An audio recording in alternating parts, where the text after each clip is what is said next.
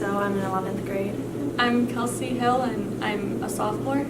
I'm Paige McTire. I'm in 11th grade. I'm Lakin Chapin, and I'm in 10th grade. So they opened up the trip to juniors and seniors, but then not enough juniors and seniors signed up, so they opened it up to sophomores.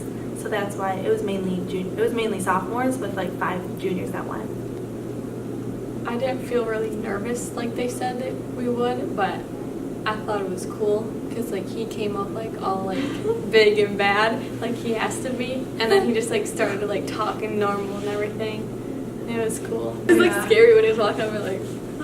I mean, so at first I was definitely nervous, and I was like worried that I was gonna trip or something in front of all these people. And then we got there, and I was even more nervous because, like she said, the guy solemn face, he was so serious. Everything was like routine, mechanical robots. And then all of a sudden, like the second he smiled at us when he came up and started talking to us like a person and not like a robot, that like I feel like, did you guys like? I just felt so much more comfortable. He made it more like comfortable for us. Yeah. When I got there, I was like worried I was gonna giggle. They said no smiling, and I was nervous.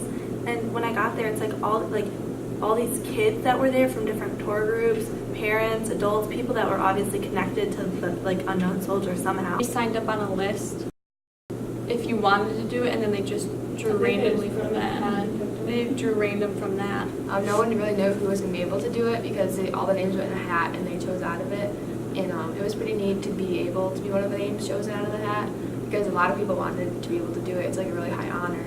But like being one of the 4 was kind of cool. Like memorials and stuff. So you got to walk around. We saw so many memorials. Yeah, we didn't get to see it at night though, so it was like all lit up on the side. All the main The monuments, Pentagon, but then we also went to Mount Vernon. You guys were there almost like a few days before the French president and his wife. 2 days were they before. were they setting up? Yeah, They were were like closed off like some parts because they had to repaint it and everything. Oh, They were like, wow. "Don't walk over And I here." guess we weren't able to know. I mean, it was like, 3 that's hours. normal. We were there for 3 hours.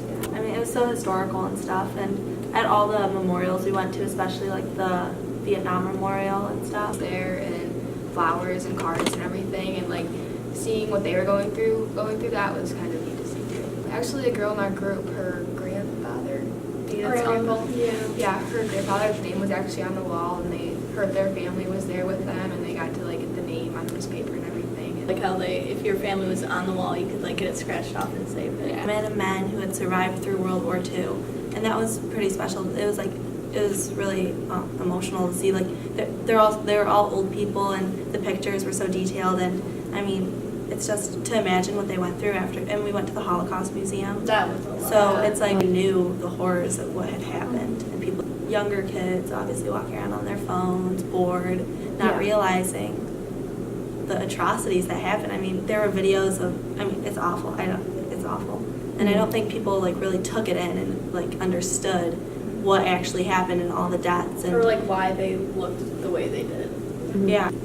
If I hadn't seen all the pictures and video clips and all the testimonies, and at the Holocaust Museum there are even like audio clips of people describing what happened to them and videos of concentration camps, and I just studied the Vietnam War and going to the memorial and stuff and the piles of bodies and the guerrilla warfare and just all the awful things that happened.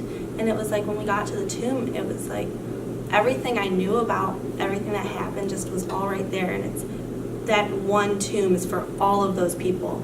And I mean, we have to be grateful for, I mean, there's nothing like that going on right now. And our generation hasn't experienced anything. Like I know older generations had to go through 9/11 and before that the Vietnam War and before that World War II. And it's just like, we should be so grateful and laying that wreath down for all those people that died and fought for what we get to have today, for the freedom, and not have to deal with anything going on in the world that really impacts us.